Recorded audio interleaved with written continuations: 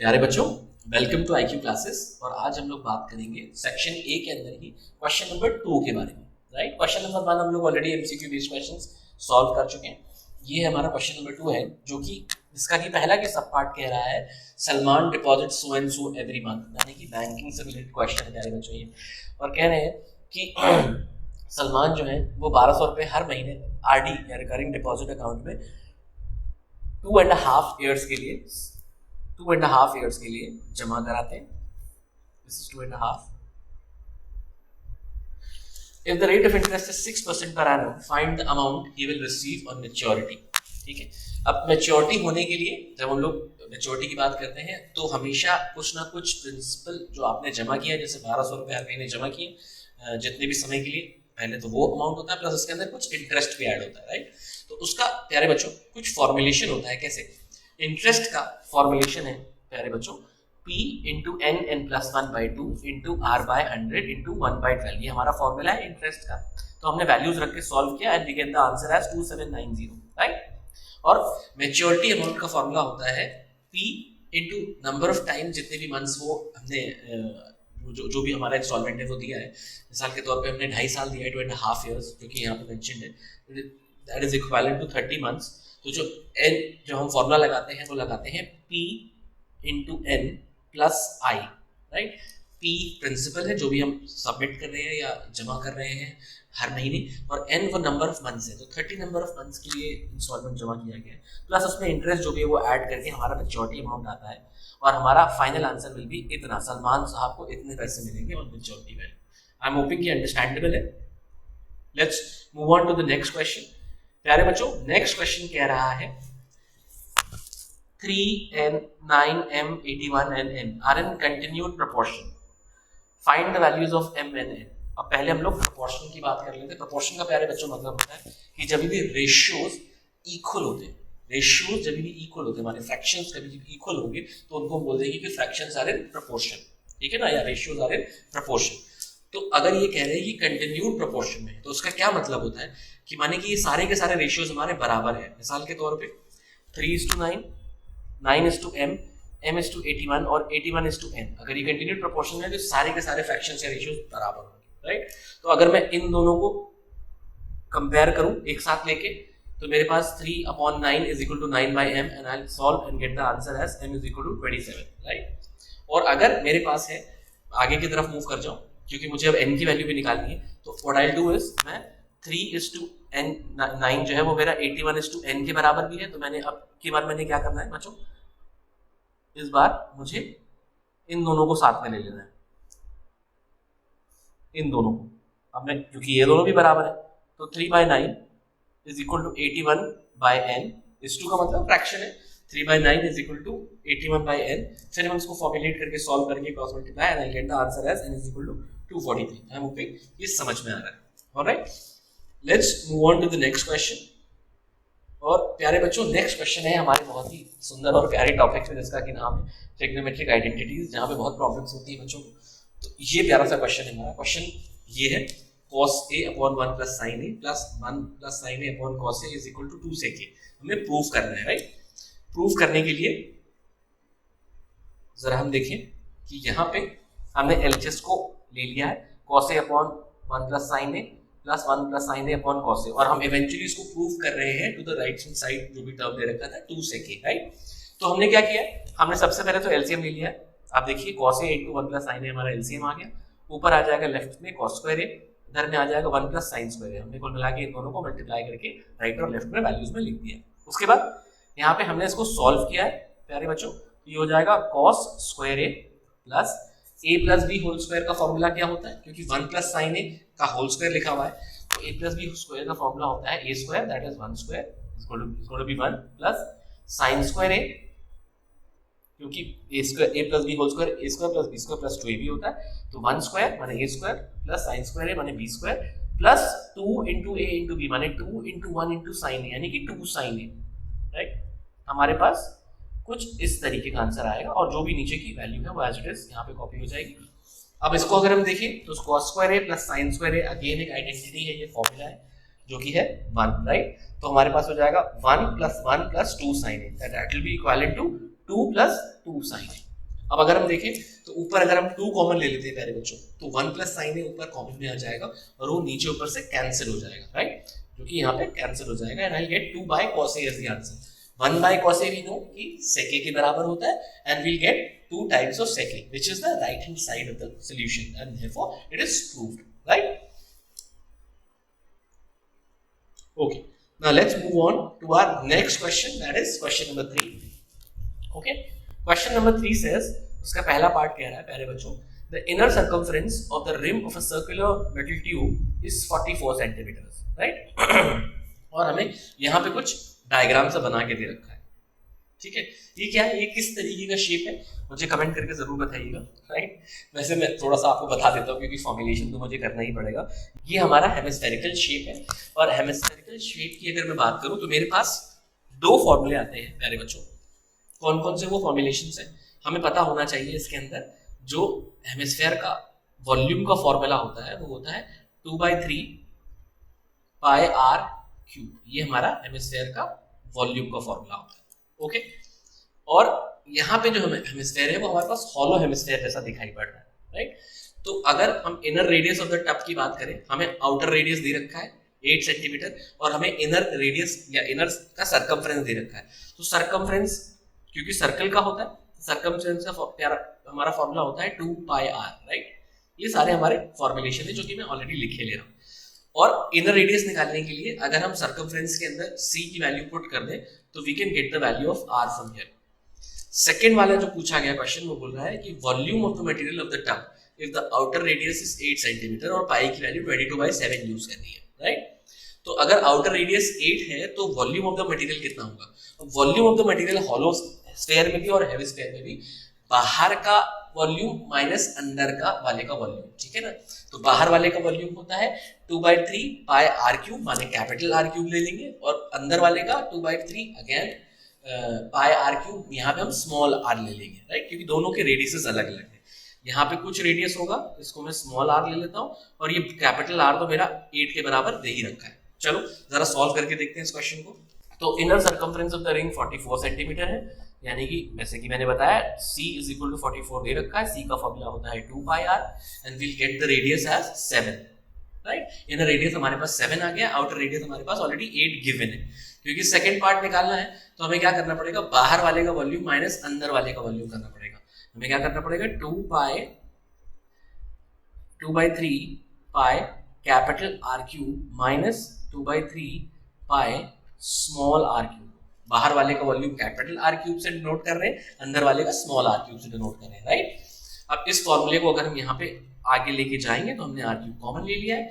r हमारा बड़ा वाला कैपिटल वाला 8 है और स्मॉल वाला 7 है, इन दोनों का क्यूब करेंगे, ये दोनों वैल्यूज आएंगी। इवेंचुअली इसको माइनस करने पे 169 आएगा। I will get the answer as 144/21 * 169। इसको देखिए घबराना मत, हमेशा इसको प्यार से मल्टीप्लाई करो और फिर डिवाइड करो, बहुत आराम से आंसर आता है इसके अंदर, राइट। 44 और 169, 9 4 36, 6 3 6 4 24 and 3 27, 2 4 1 4 and 2 6। अब फिर से 4 से ही मल्टीप्लाई हो रहा है, I just quickly place the values here once again. 6 3 1 7 6 13 1 14 and 1 7 4 3 6। अब इसको मुझे प्यारे बच्चों डिवाइड करना है 21 से। देखो मैं पूरा सवाल इसलिए सॉल्व करके दिखा रहा हूँ ताकि आप लोग इस तरीके से क्वेश्चन से घबराइए मत। सॉल्व करने में थोड़ा समय लगता है, इसकी प्रैक्टिस करोगे तो जल्दी हो जाएगा, राइट। अब 7 4 3 6 को जरा हम प्यारे बच्चों डिवाइड करके देख लेते हैं। 7 4 3 6, अगर 2 डेसिमल प्लेसेस तक भी कर लेते हो तो भी कोई प्रॉब्लम नहीं है। 21 से हमें इसको डिवाइड करना है। 21 से अगर हम देखें यहाँ पे तो कितनी दफा में जाएगा, पहले वाले को पहले वाले से जरा देखो, पहले वाले डिजिट को पहले वाले डिजिट से 270 में 3 टाइम जाता है, तो जरा करके देख लेते हैं। 21 3 that's going to be and 6 63, 4 times करेंगे तो बड़ा हो जाएगा, तो यही जाना चाहिए। 21 3 63 and I'll get the answer as 1 and 111, सही आ रहा बिल्कुल। उसके बाद 113 फिर से देखेंगे 2 और यहाँ पे डबल डिजिट ले लेंगे क्योंकि पहला डिजिट उससे बड़ा है, पहले डिजिट से बड़ा है वो डिवाइजर हमारा। तो 11 से देखेंगे तो 5 टाइम्स जा रहा है, करके देख लेते हैं। 21 × 5 करके देख लेते हैं। 5 1 से 5, 5 2 से 10, मुझे सही लग रहा है। तो 21 5 right, and then will get here as 105। इसको सब्ट्रैक्ट करेंगे आंसर कितना आ जाएगा 8 आ जाएगा, right, and then 86 is the value will be getting here. अब फिर 2 4 सा दिखाई पड़ रहा है मुझे होते हुए, तो 21 4 सा करके देख लेते हैं। 4 1 4 4 2 8, बिल्कुल सही गया 354, और आप देख रहे होंगे आंसर भी 354.096 आ रहा है। अब अगर मैं 1 मिनट में निकाल पा रहा हूँ, 1.5 मिनट में निकाल पा रहा हूँ, तो आप भी निकाल सकते हैं इसको 2 मिनट में, राइट, और मैं बहुत आराम से कर रहा हूँ अगर आप देखें तो। 4 सा 84 and we get here is 2। अब यहाँ पे मैं डेसिमल लगाऊंगा तो यहाँ पे 0 नीचे आ जाएगा, राइट। अब क्योंकि 21 20 में नहीं जाता है तो I will put a 0 here, ठीक है ना, और फिर से यहाँ पे मैं एक और 0 लगाऊंगा। अब 21 इसके अंदर कितनी दफा जाएगा, अब 2 और 20 अगर हम कंपेयर करें तो 10 टाइम्स हो जाता है, पर अगर 21 को 10 से मल्टीप्लाई करेंगे तो 210 आ जाएगा। तो हम लोग 9 को यूज करेंगे प्यारे बच्चों यहाँ पे, क्योंकि 10 से तो फिर बड़ा ही हो जाएगा। 21 9 से कितना हो जाएगा, 9 1 से 9 एंड 9 2 से 18, राइट। हमारे पास अगेन यहाँ पे 11 बचेगा। अब हम फिर से यहाँ पे 0 पुट कर दें प्यारे बच्चों, तो ये कितनी दफा जाते हुए दिखाई पड़ रहा है मुझे, फिर से 5 टाइम जाते दिखाई पड़ रहा है। देखो डिवीजन में जब हम ऑलरेडी 3-4 मल्टीप्लिकेशन देख चुके हैं, इधर यहाँ पे देखो हमने 4 से देख लिया, 3 से देख लिया, 5 से देख लिया, तो ऑलरेडी हमारा डिवीजन थोड़ा सा आसान हो जाता है। And here I will be finally putting here 5 ठीक है, एंड उसके बाद 105, फिर यहाँ पे मेरा 5 बचेगा and so on and so forth. तो calculation will go on like this. तो 354.095 समथिंग आ रहा है, तो I am just rounding it off and putting it here is 354.096 which is the answer here, right. इसके अंदर फॉर्मुलेशन मुश्किल नहीं है, इसके अंदर इस तरीके की ही प्रॉब्लम जो बच्चों को आती है मेंसुरेशन में आती है। आई एम होपिंग आप लोग एग्री कर रहे हैं मेरी बात से। जरा हम लोग नेक्स्ट क्वेश्चन पे मूव करते हैं और देखते हैं। Alright, moving on to question number 3, second part, जो कि कह रहा है फ्रॉम द गिवन फिगर, ये फिगर दे रखा है हमारा, और इस फिगर में से हमें बताना है कि coordinates of A and B क्या है, right. Coordinate of A and B, ये हमारा पॉइंट ए है और ये हमारा पॉइंट बी है, राइट। पॉइंट ए अगर हम देखें तो एक्स एक्सिस पे पड़ रहा है, एक्स एक्सिस पे वाई हमेशा 0 होता है और एक्स की वैल्यू तो 5 दिख ही रही है, तो this point is going to be 5,0। Y axis पे प्यारे बच्चों बी लाई कर रहा है और वाई एक्सिस पे एक्स की सारी वैल्यू 0 होती है, तो I will get the value of B as 0,3। y पे x 0 होता है और x पे y 0 होता है। 5,0 a है और b जो है वो 0,3 है। तो पहला पार्ट हमारा तो सॉर्ट हो गया। सेकंड पार्ट है, अगर p डिवाइड कर रहा है ab को इन द रेशियो 2:3, राइट, ये 2 रेशियो है और ये 3 रेशियो है। अगर ये डिवाइड कर रहा है, find the coordinates of point p। अब इसका फॉर्मूला होता है, अगर m/n में किसी भी लाइन को डिवाइड किया गया है, कोई पॉइंट किसी लाइन को m/n में डिवाइड कर रहा है, तो फॉर्मूला क्या होता है प्यारे बच्चों, जो पॉइंट है P, उसकी जो वैल्यूज हैं x और y, they will be equal to m times of x2 plus n times of x1 upon m plus n, where m और n रेशियो की वैल्यूज है हमारे। जैसे यहाँ पे 2:3 m और n हो जाएंगे, 2m हो जाएगा और n 3 हो जाएगा, और y वाला कोऑर्डिनेट हो जाएगा बेटा m y2 plus n y1 upon m plus n। I am hoping कि ये फॉर्मूला सबको पता होगा अब तक, राइट। तो अगर हम देखें यहाँ पे ये वैल्यूज यहाँ पे पुट करें तो कैसे आंसर आएगा, देखिए जरा, कुछ इस तरीके से हमारे पास आंसर आना चाहिए। वैल्यूज पुट करने पे I will get the answer as 5,655, alright. और उसके बाद तीसरा जो पॉइंट है, जब पी बी हम निकालेंगे, जो तीसरा सब पार्ट है उस क्वेश्चन का, वो कह रहा है find the equation of a line parallel to line A B and passing through origin. अब अगर ए बी से कोई लाइन पैरेलल पास कर रही है तो ए बी की जो स्लोप है और उस लाइन की जो स्लोप है वो बराबर होगी। जब भी लाइंस पैरेलल होती हैं तो उनकी स्लोप्स बराबर होती हैं, और जब भी लाइंस परपेंडिकुलर होती हैं तो उनकी स्लोप्स नेगेटिव रेसिप्रोकल होती है एक दूसरे का। माने m1 इंटू m2 हम लोग कई दफा बोलते हैं m1 into m2 is equal to -1। वो भी इसका मतलब क्या है कि एक स्लोप जो है दूसरे स्लोप के रेसिप्रोकल है, बट यहाँ पे क्योंकि पैरेलल की कंडीशंस गिवन है तो दोनों की दोनों स्लोप्स बराबर होंगी। तो पहले जरा प्यारे बच्चों हम ए बी की स्लोप निकालेंगे, और उस स्लोप के बाद हमारे पास एक फॉर्मूला होता है, ठीक है, जो कि मैंने यहाँ पे ऑलरेडी कर रखा है। स्लोप हमने पहले ए बी की निकाली, तो स्लोप का फॉर्मूला क्या होता है प्यारे बच्चों, y2 minus y1 upon x2 minus x1। अब इसके अंदर हमारे पास दोनों पॉइंट्स ऑलरेडी गिवन है। एक पॉइंट था मेरा 5,0 और दूसरा पॉइंट था मेरा 0,3, ठीक है ना। यहाँ पे ये b वाला पॉइंट था, ये वाला a वाला पॉइंट था। पहले मैंने y2 माइनस y1 कर दिया, ये x1 है, ये y1 है, ये x2 है, ये y2 है। y2 माइनस y1 कर दिया, उसके बाद फिर मैंने x2 माइनस x1 किया है। इवेंचुअली मेरे पास स्लोप ऑफ ए बी ये आ रही है प्यारे बच्चों, -3। 3/5 और यही स्लोप हो जाएगी वो that line which is passing to the origin, क्योंकि यही कह रहे हैं उस लाइन की इक्वेशन निकालिए जो कि पास कर रही है ओरिजिन से और इस लाइन से पैरेलल है, राइट। तो equation of line parallel to AB and passing through the origin that is 0,0, तो इक्वेशन होती है अगर हमें पॉइंट और स्लोप गिवन है तो इक्वेशन होती है y minus y1 is equal to m times of x minus x1, right. wherein x1 और y1 वो पॉइंट्स है जो हमें गिवन है पॉइंट स्लोप फॉर्म में और m वो वैल्यू है जो हमारी स्लोप है, राइट। तो m हम ऑलरेडी निकाल चुके हैं -3/5 है, हमने पुट कर दिया। x1 और y1 हमें पता है कि ओरिजिन है तो 0 और 0 हमने यहाँ पे पुट कर दिए। इवेंचुअली इसको सॉल्व करने के बाद हमारे पास इक्वेशन आ रही है -5y is equal to 3x और फिर final equation is going to be 3x minus 5y is equal to 0, right. हम होपिंग कि ये भी अंडरस्टैंडेबल है। अगर कुछ इसमें कुछ समझ में नहीं आया, इक्वेशन ऑफ अ लाइन काफी कम बच्चों को समझ में आ रहा है जितना कि मेरा एक्सपीरियंस है, तो please do message me in the comment section. तो इक्वेशन ऑफ अ लाइन के लिए इस तरीके के टॉपिक्स के लिए I will make a separate video as well. चलिए भाई, moving on to the third question of this question number 3 हम गेसिंग। क्वेश्चन नंबर 3 का थर्ड क्वेश्चन पे प्यारे बच्चों मूव करते हैं। बहुत ही प्यारा क्वेश्चन है, काफी स्कोरिंग क्वेश्चन है। क्वेश्चन कह रहा है use graph sheet for this question, take 2 centimetre is equal to 1 unit along the axis. हमें दोनों एक्सिस पे मोस्ट ऑफ द टाइम हमें 2 सेंटीमीटर ही लेना होता है 1 यूनिट पे। हमें OAB को प्लॉट करना है। O हमारा ओरिजिन दे रखा है 0,0, A की कुछ वैल्यू है, B की कुछ वैल्यू है, राइट। और उसके बाद फिर हमें कुछ पॉइंट्स यहाँ पे दे रखी है। क्या क्या बोल रखा है कि OAB जो ट्राइंगल बन रहा है उसको रिफ्लेक्ट कराइए ओरिजिन में और जो रिफ्लेक्ट करके पॉइंट्स आ रहे हैं उसको रख लीजिए OA', B', राइट। और उसके बाद क्या करिए, OA', B' को y एक्सिस में रिफ्लेक्ट कराइए और जो नया पॉइंट्स बनेंगे उनको हम ले लेते हैं, नाम ले लेते हैं OA' और B', यहाँ पे सॉरी ट्रिपल डैश लिखा है, OA' और B'।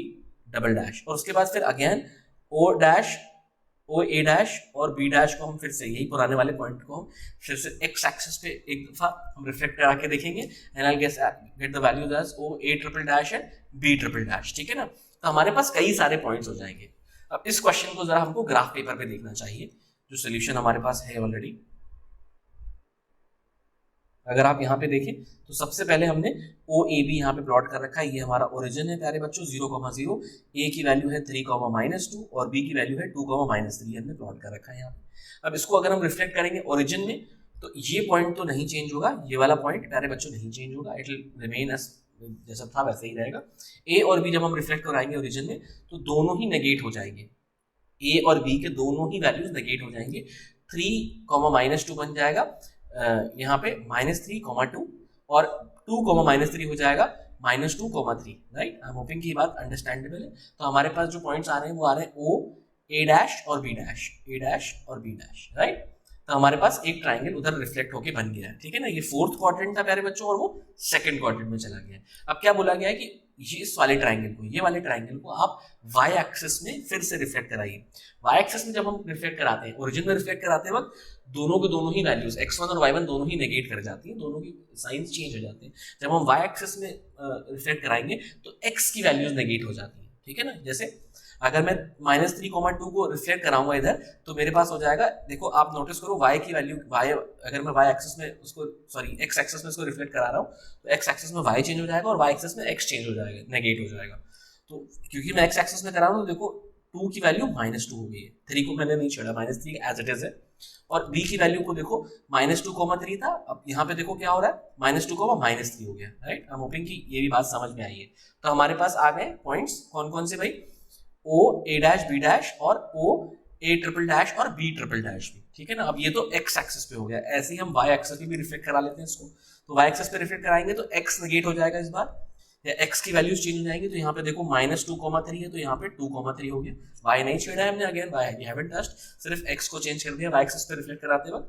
सिमिलरली -3,2 में अगेन x को चेंज करा दिया, y को नहीं छेड़ा हमने। तो OA', B', इस तरीके से कुछ पॉइंट्स बन जाएंगे।